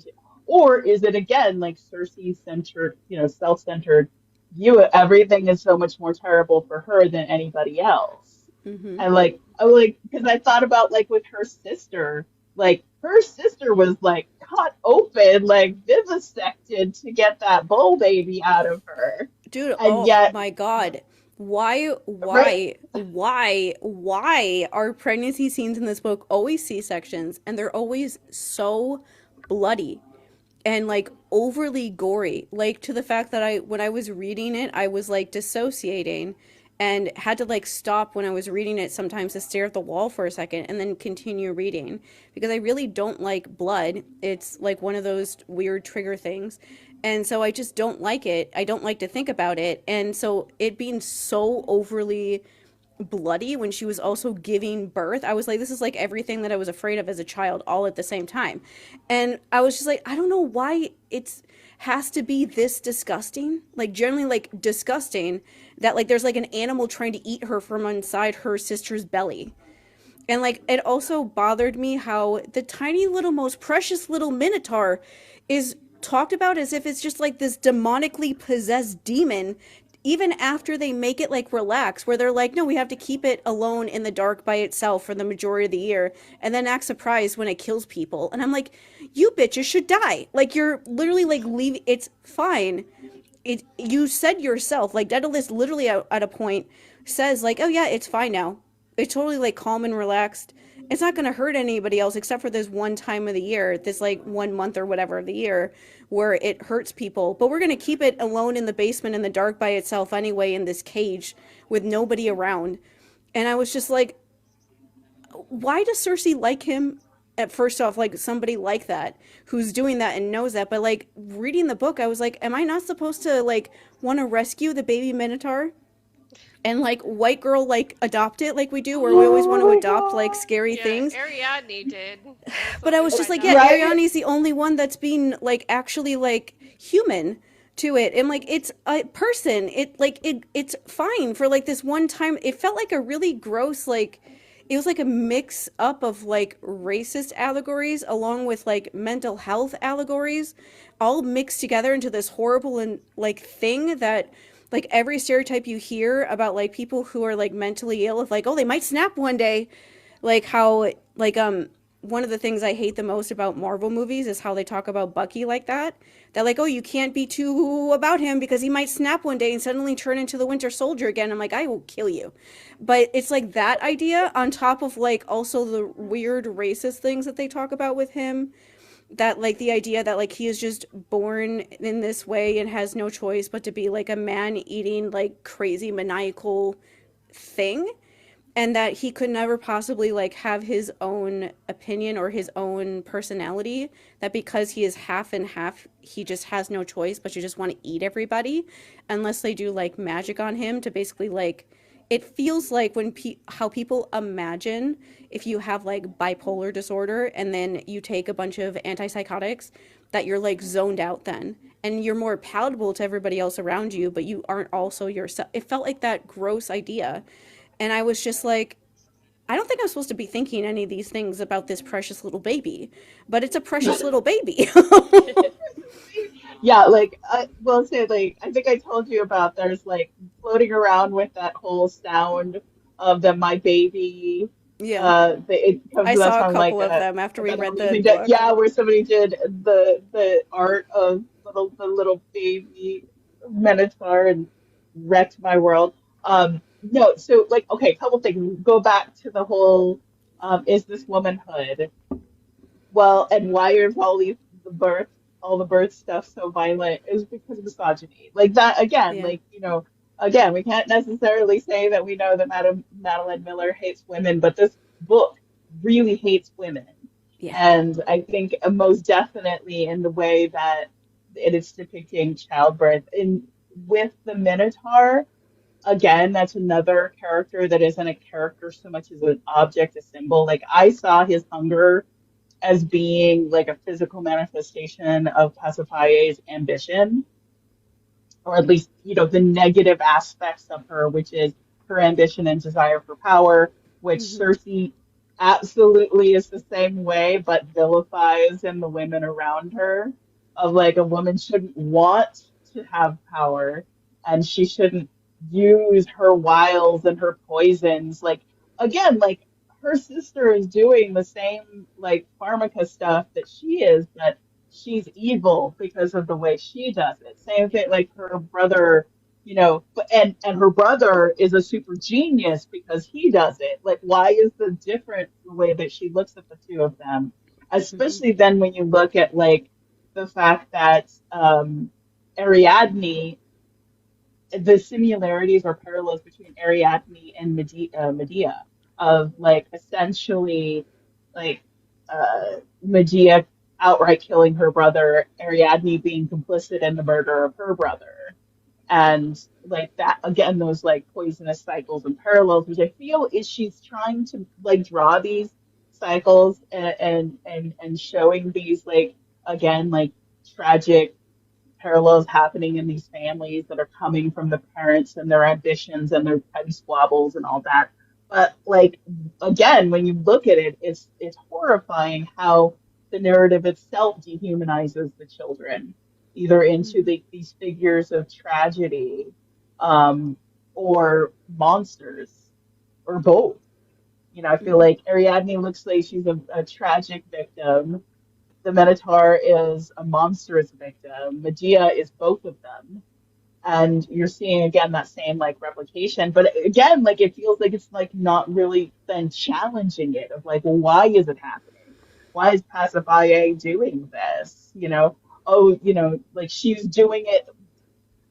That's the big part of it that like pissed me off about Pasiphae is that Cersei's only rationalization, regardless of what Pacifier says, which again, like Pacifier, we've shown through the narrative that she'll say one thing because she's saving face because that's the way that she survived in the family. But Mm-hmm. she's obviously feeling a lot more underneath and obviously was actually reaching out to her sister in a Yes. time of need. And but because Cersei has no ability to like understand Yeah, subtlety or humanize I wanted to anybody talk around her. I want to talk about Sorry, that go part because ahead. that part made me so upset when I was reading it in the books because like Cersei afterwards being like very like, oh, that was a horrible mess, I need to leave now. And she says some comment about like when she goes back to the island and she's trying to convince herself that she's not like Pasiphae, but she doesn't even know what she's doing, but that's what she's doing. And she's thinking about how Pasiphae, like, why did she even want me to come? And I remember in the episode, I was like, because she wanted her sister to be there. She was scared about giving birth to her baby that she knew shouldn't be born. And so she wanted her Oh, sister to be there. That's literally it. She wanted you to be there because she was scared. and she thought that you would make her feel better than one of her maniacal demon brothers.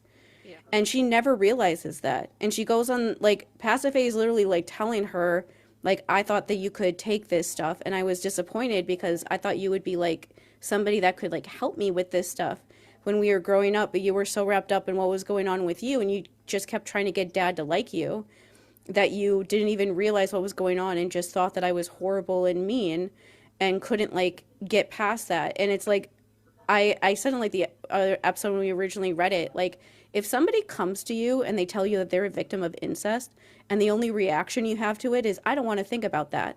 I lose all respect for you. And Cersei literally thinks in the book, I don't want to think about that. And I'm like, what if you think about it anyway?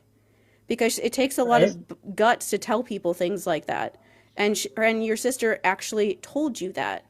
She put Mhm. that all of that out there and told you that, and your reaction was, I don't want to think about it. Let me run away from you as fast as possible and never speak to you again. Like I was like begging the entire book for her to come back and talk to her sister one more time. And it never happened, and I'm still so upset that Madeline Miller didn't think that that should have happened. I'm like, why? Like it should have happened. They had so much to talk about, but it just never happened. And it's like she didn't even think about it. She had like her in this like idea that her sister is just one of the bad people. And so Mhm. you're not supposed to like actually want her to be around her or something. I don't know. Well, I don't, that's the thing is I don't know if that like I could see that, could make the choice that Cersei isn't ready to like see her sister as a person. Because there's so many ways in which uh Pasiphae is written to seem like she has depth, that there are other things going on. And even with the story of the bull, there is a possibility in the way that she's talking about it that she's covering for something else. Mm-hmm. Like maybe this is closer to the way that the actual myth goes, but she's owning it because Mm-hmm. that's how she survives in every situation. Is she takes ownership and puts herself in a position of power to make her abusive husband afraid of her, to make, her brothers and her dad respect her, to like the end that in this moment, this one window where she showed vulnerability to Cersei, Cersei couldn't handle it and proved herself to not be safe. And I and it's to me like it it's true. Cersei in that time and through most of the book would never be able to have a relationship with another woman as an equal because she Mm-hmm. doesn't know how to do that, and she would lose respect for. I mean, that's the thing is like even in their relationship when they were younger back home, you can look at the way that Pasiphae reacted to her, the way that she bullied her was ways to like wise up. These guys don't like you. Like the way that like she could have been saying actual like things to help Cersei kind of come out of the brainwashing of the family, but that Mhm. Cersei just saw it as her being mean. Because like if you really want to believe your dad loves you and your sister's like he doesn't love you, he doesn't care about you, then she's just being mean, right? And Yeah. again, I don't think the narrative is that clever with what it's doing, but it could be read that way. And to me, Mhm. that's how I read it was like so much about how like I even though I didn't really dig deeper to understand a deeper depth of what Pasiphae was doing, I was like, well, she's not like I saw that moment where she just closed herself off from Cersei. Cersei was like, oh, I can't trust you, so fuck you. I don't Yeah. care. I don't, the gods There's love their only monsters, and I just did my thing. yeah, there's only so many moments where you do that and give people a chance. And once you do that and Right? they don't respond, it's over. Goodbye. And I was like Hmm. on her side. I was like, yeah, I wouldn't trust Cersei. Get away from me. Why am I in Cersei's head? Like I wanted to be in literally anyone else's head that most of this book. Yeah. Right. And I thought a lot about how Pacify. Sorry, I get stuck on the audiobook version of Mm-hmm. this. Like it I've heard pronounces people a lot of the pronounce it names both different. ways. I mean, We in always Yeah. mine they pronounce said things differently. Menelaus, so But that like how in that home with her abusive husband. that her daughter being so like content and not like, I mean, I'm not saying she was a happy, super happy child, but she didn't seem like she was being abused by either of her parents. She was mostly just being ignored. And I'm like, was part of what Pasiphae does to distract her husband from abusing their daughter? Yeah, Like, to I said me, it that. reflects on like her child being as like so loving and so open to even see her brother and just acknowledge him as her brother. I'm like, that is a child that definitely does not have the mother that Pasiphae is presenting herself as being to everybody else. Yeah. And I'm Yeah, like, like and I think Cersei is like chalking it up to Daedalus, or yeah, Daedalus. Daedalus. Um, and I'm like, I don't think so. That dude's way too much of a boy dad to have anything other than, oh, that's a cute little girl, Mm-hmm. singing and dancing in the square. I'm like, I wouldn't credit him with her being the way she is. But I would wonder like who it is, or if all of the stuff her mother does is to keep her father away from her. Yeah, Yeah. I will Because in say, any other story, Ariadne would be fodder for her father's attention. yeah. And I will say, like, I'm pretty sure I said something like that when we were in that chapter. Like, that kind of thing would be happening if this was, like, done by someone who knows anything about that. And, like, I said this to Manny before we did this episode of, like, I wonder if any classics person, which I'm sure it's nobody, has ever thought about all the different, like, incesty stories in Greek mythology, if they were just written like that to try to blame the gods for things that the people were doing, because it's not like there's less of that now. There's just as much as there is in Greek mythology now as there was back then. It's not like people act like it's more rare. It's not. People just refuse to acknowledge it. But I was just, that's what that stuff reminds me of like Ariadne. I was like, yeah, she would be going through that. Like in that scene, there's one part where Minos and Pasiphae are arguing, and Pasiphae is like just laughing about how much of an idiot basically Minos is by torturing him with his curse, and like Ariadne just like freezes and stops moving, and I'm like, that's what I would do when my dad was around, and I'm like, that's the biggest red flag in the entire world. I know for a fact that Madeline Miller doesn't know that, but it's just like a thing of like, yeah, when you actually acknowledge that these things happen, that's, she would be going through that. But like nobody Right. wants to bring that up still now. Even about like Greek mythology characters, they just like make jokes about how everyone gets married to everybody and acts like that wasn't like propaganda for doing that. Like royal people didn't marry each other's families because they wanted to keep it all on the line. They wanted to rape each other and get away with it. They didn't like, there Well, wasn't like a big blood reason to do it. They just wanted to abuse each other. Like that's why they did it. There wasn't like a big fancy reason why. They just wanted to abuse each other, just like all other families now do it. Like people do it now. That's why royal well, families did it. right. Well, and it's again like a way to exert power and control over the people who have the least amount of power in the family system, right? And going back, that was also a way to control money and property. And so, like, I'm sure you've seen me talk about before about the A Song of Ice and Fire and Game of Thrones Oh yeah. series, and how Targaryens present incest as something that's necessary to allow them to access the dragons. Wherein I'm like, if you look at the text and you look at how all of that is presented, it's very clearly propaganda to justify them maintaining control over the women in the family through incestuous marriages, through like, and because if you have a woman who rides a dragon who marries a dude from another house, then another house has a dragon. Mm-hmm. So like that's the dragons are a symbol of power, but that's what often what was happening with a lot of the royal families and stuff is, again, like, you, if you're saying that your bloodline is ordained by God to be royal, and then you let one of your daughters or your sister marry outside and have a child with a man, that child is now the property of that man, then whatever royal godliness that you claim your family has been passed to somebody else's line. Mm-hmm. So it, again, like it's there, yes. So I'm agreeing, like, yeah, I think especially that kind of incestuous um way that like behavior that is normalized in a lot of text, I think was trying to normalize it, but also like is reflecting attitudes of a culture that is seeing women as property. And we see that legacy carry on through other cultures influenced by the Greeks, but I think that that isn't unique to them. I think a lot about like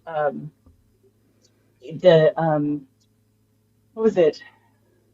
Sorry, I was like thinking about so around the turn of the century, like in like around like the 1920s. I think it was like around World War One. There was a lot of like post World War One. There was a lot of psychological studies around the phenomena, specifically of incestuous abuse of fathers with daughters, Mm-hmm. and it's so like so much. It was such an epidemic that there was actually like a concerted effort to kind of like dismiss that as a thing. And I can't remember, maybe it wasn't, maybe it was earlier than that because I It know that was there was older like than this that. connection with, yeah, It was that little with, was it, fuckface, Sigmund Freud.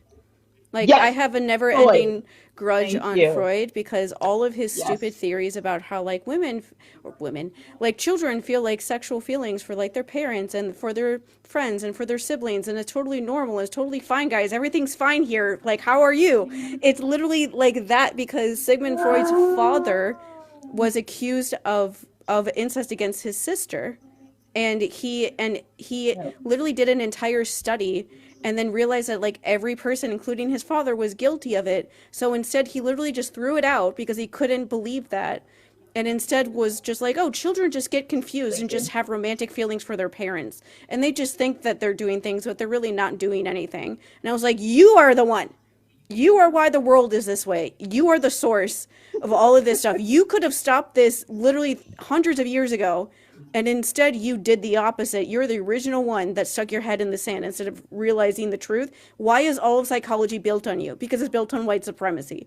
But still, like, why are you the one? Why are you so important and you're the original one? I want to go back in time and punch you in the face. Because, like, I mean, why? to be Why? fair, the to be fair, like the ubiquity of that type of abuse was as such that there were a lot of powerful people. It was in their best interest to, Yep. not acknowledge it. And I know, like, that, and I think what I was thinking later on was that I recently was listening to the podcast, the Lolita podcast, Oh that my was god. covering the book and then the social, actually a fantastic podcast that really like dissects the book, both like what it that it isn't a romance and it isn't, and all of Yeah. like a lot of people, but also covering like the pop culture around it and why we've been misinformed about what it's supposed to mean. But Mm-hmm. she covers also like this phenomenon, this of how like the abuse of young girls and like the idea that Lolita is a thing, that a young girl, a prepubescent girl could be a seductress, is Yeah. deeply tied to that normalization of that type of abuse and justification to blame a girl for the actions of adult men and to, so anyway, that's why I was making those links and those connections. But again, like, of like,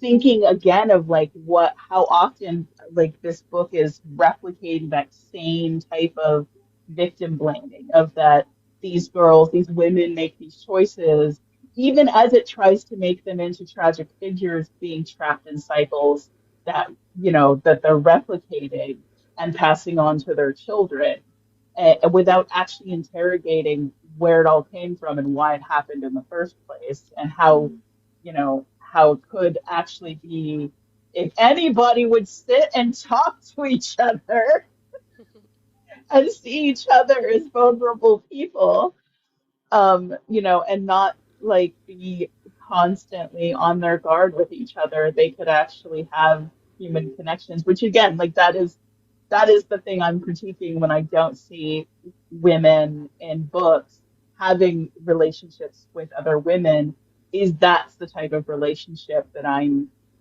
wanting to see, Hmm. that I think would create opportunities for women or female characters like Cersei to have a perspective on their life, to understand that no, it shouldn't always be like this. No, womanhood isn't always pain and blood and terror and the threat of sexual violence. It's there's a lot more than that. Yeah. And yeah, from like a gender perspective, this I think like again, this is the myth of femininity or the female experience that has been perpetuated.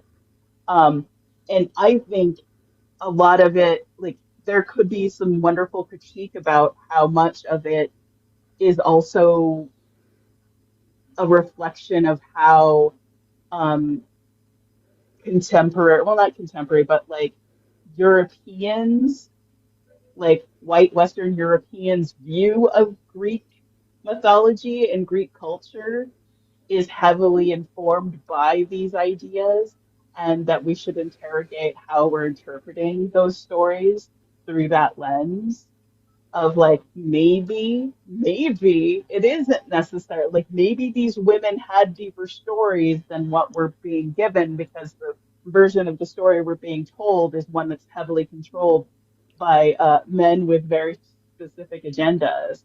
Yeah. And that maybe that's, you know, part of what's happening with Cersei's tale, is that so much about her perspective is warped, and maybe these women had more to them and more going on, which again, I don't know if that was completely Madeline Miller's intention, but I think it's a wonderful way to read the story.